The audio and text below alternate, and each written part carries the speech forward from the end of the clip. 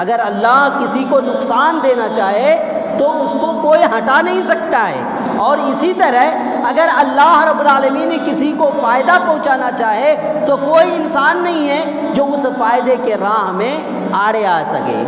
تو یہ ایمانیات میں سے ہے، یعنی اللہ پر بھروسہ کرنا یہ ایمانی عبادت ہے، یہ عبادت ہے ہمارا،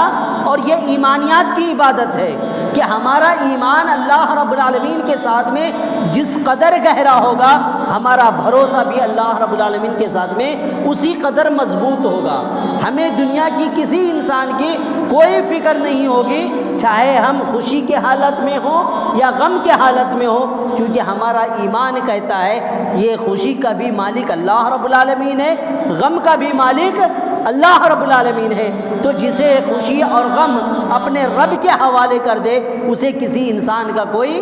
غم نہیں ہوگا۔